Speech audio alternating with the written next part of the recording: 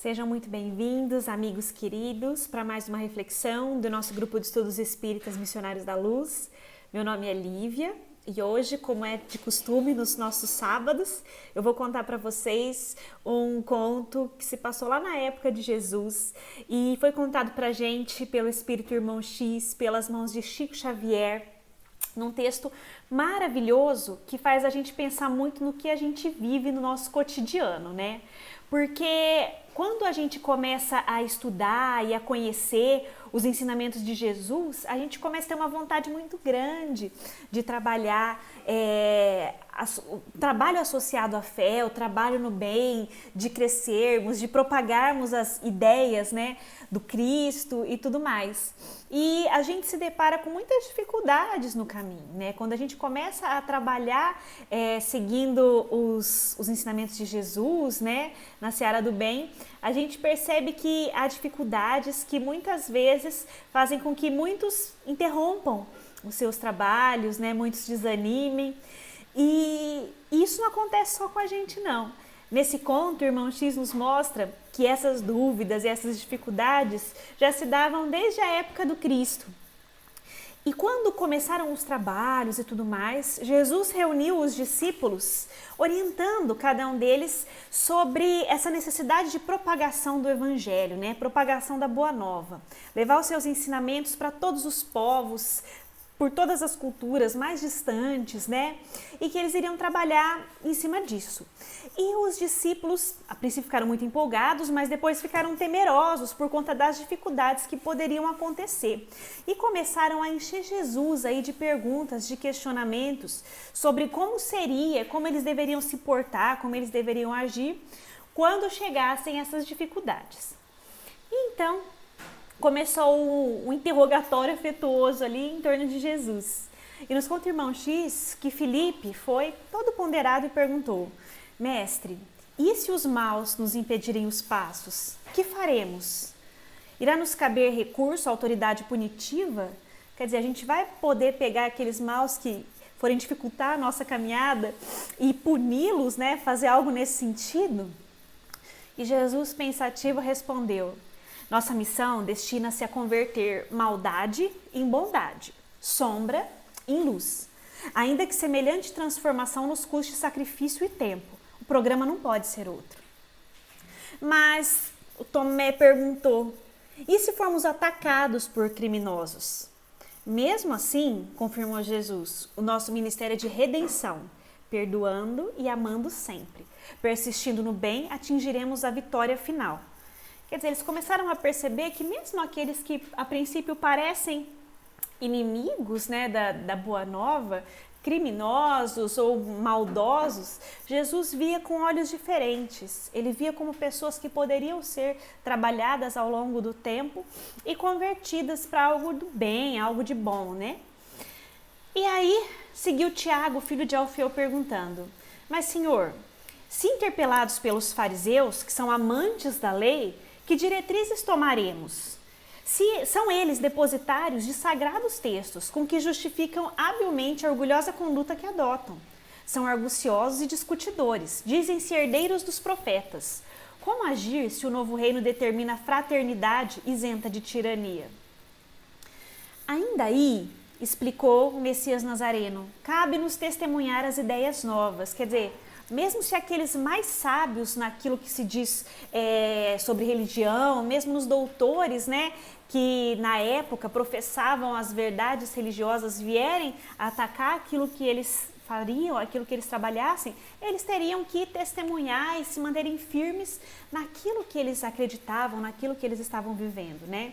E Jesus continuou dizendo: consagraremos a lei de Moisés com o nosso respeito, contudo, iremos renovar-lhe o sentido sublime, tal qual a semente que se desdobra em frutos abençoados. A justiça constituirá a raiz de nosso trabalho terrestre. Todavia, só o espírito de sacrifício vai nos garantir a colheita. Quer dizer, Jesus não vinha aqui para dar o contra naquilo que as escrituras sagradas da época traziam, mas sim para dar uma nova visão, uma visão pautada no amor sobre aquilo que eles acreditavam e aquilo que eles seguiam, né? E aí, quando deram uma ligeira pausa, o Tadeu, que tinha se impressionado bastante, né, com a resposta, acrescentou: mas e se os casuístas nos confundirem? E aí Jesus respondeu: rogaremos a inspiração divina para a nossa expressão humana. Ou seja, quando a gente se propõe a trabalhar no bem e no amor, a gente nunca está só. Mesmo naqueles momentos em que a gente se achar meio confuso, meio perdido, que a gente lembre-se sempre de elevar o nosso pensamento à espiritualidade superior e pedir auxílio, para que a gente consiga, através da nossa expressão humana, levar adiante aquilo que abre a cortina para a luz, para o bem, para o divino, né? E a espiritualidade amiga nos ajuda, era isso que ele chamava os discípulos a fazerem. Quando estiverem confusos, e estariam, ninguém ali era perfeito, pedir ajuda dos céus e essa ajuda viria.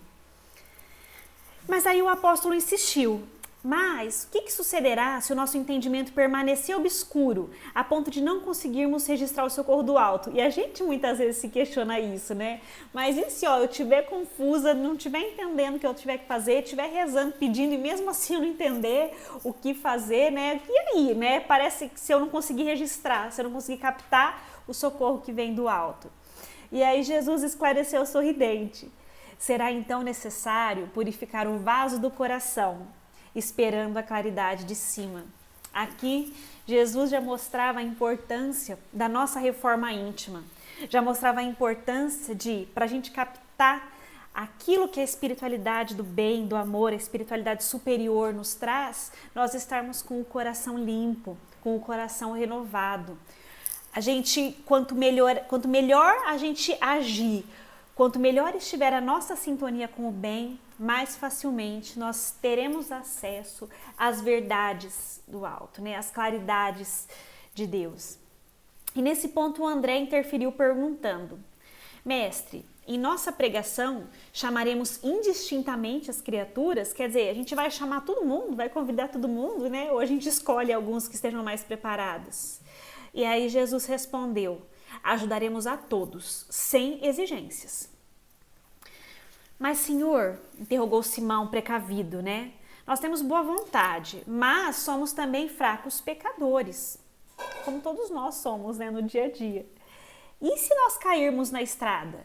E se muitas vezes ouvirmos a sugestão do mal, despertando depois nas teias do remorso? Que é o que acontece com a gente, né?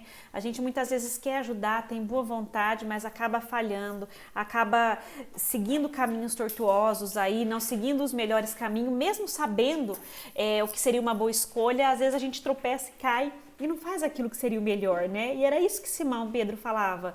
Mas e se isso acontecer? E a gente depois perceber, lá caído já no remorso, o que a gente faz? E aí Jesus respondeu: Pedro, levantar e prosseguir é o remédio. E aqui Jesus então ensinava que por pior que fosse o nosso erro, por mais que a gente caísse diante das nossas imperfeições, nós temos que levantar e prosseguir. O importante é a gente ter coragem e vontade firme para recomeçar no caminho do bem, quantas vezes for necessário.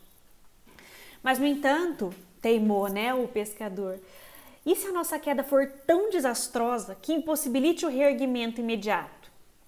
E Jesus disse: rearticularemos os braços desconjuntados, remendaremos o coração em frangalhos e louvaremos o Pai pelas proveitosas lições que houvermos recolhido seguindo adiante. Ou seja, por pior que seja a queda, que a gente saiba ter olhos para enxergar aquilo que a gente aprendeu com ela. E ao invés da gente se envergonhar, que a gente saiba absorver a lição que aquela queda nos trouxe, melhorando a nossa conduta, nos reerguendo e caminhando com passos mais firmes. E aí João perguntou para Jesus: mas e se os demônios nos atacarem? E Jesus respondeu: iremos atraí-los à glória do trabalho pacífico.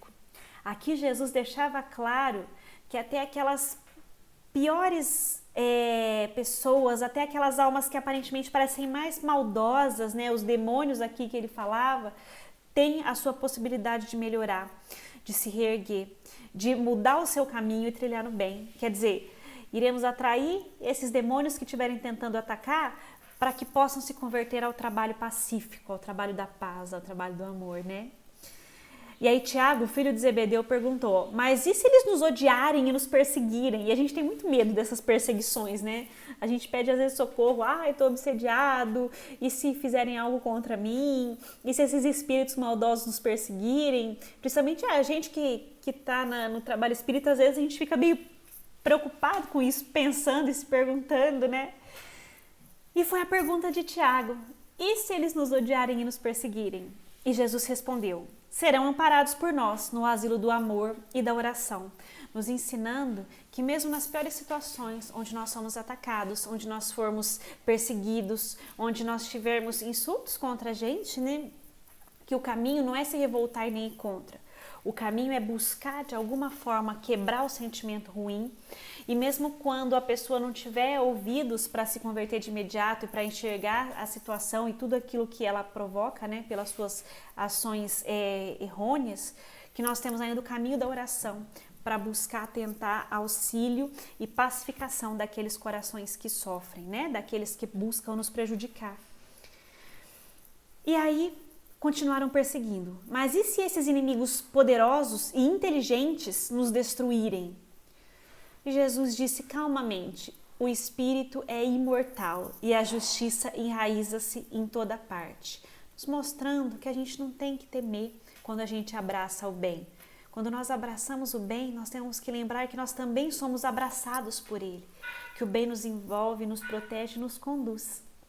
E foi então que Levi, que era um homem prático e habituado à estatística, observou o prudente.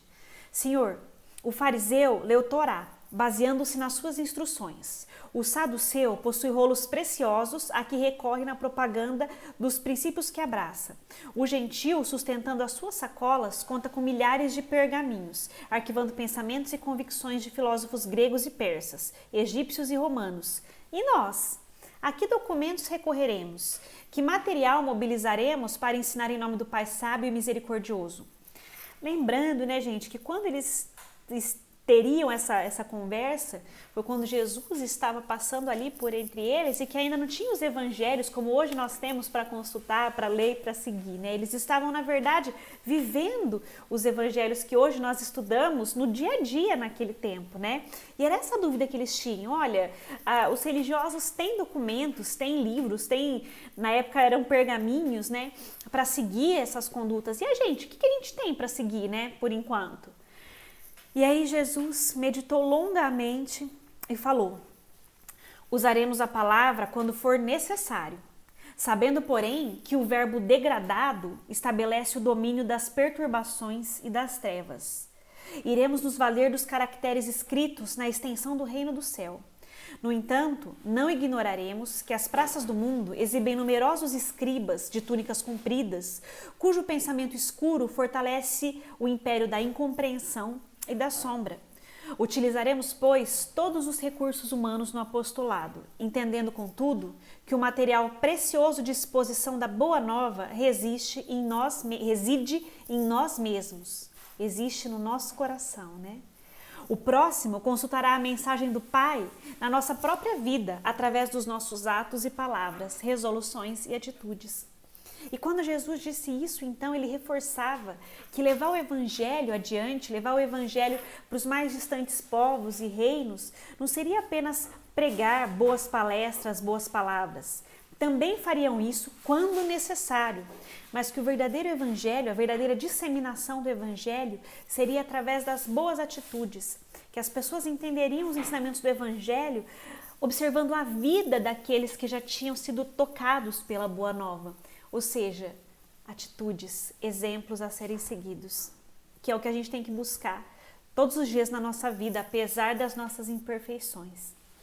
E pousando a destra no peito, Jesus acentuou, a escritura divina do Evangelho é o próprio coração do discípulo, afirmando ali que quando nós temos dúvidas, até hoje, sobre como proceder, como agir, é o nosso coração que nós devemos consultar, sabendo que lá dentro nós teremos a resposta de tudo aquilo que nos aflige. Os 12 companheiros se olharam, admirados, e caiu um silêncio entre eles. enquanto as águas cristalinas não longe refletiam um céu imensamente azul, cortado de brisas vespertinas que anunciavam as primeiras visões da noite. Esse é o conto que eu trouxe hoje para a gente refletir. Para todos nós, tanto aqueles que já trabalham, né, em trabalhos religiosos voltados para o bem, quanto para qualquer pessoa que possa não estar engajada nesse tipo de trabalho, mas que tem aí a sua vida, toda a sua vida para ter situações aí para sermos bons, para buscarmos o bem, através do convívio com nossos familiares, com nossos colegas, com nossos amigos. Texto valioso, maravilhoso, que nos ajuda nas nossas dúvidas do dia a dia, a melhor procedermos, a sermos melhores, tanto com os outros quanto com a gente mesmo. Mais uma vez, muito obrigada pela companhia e nos vemos na próxima reflexão.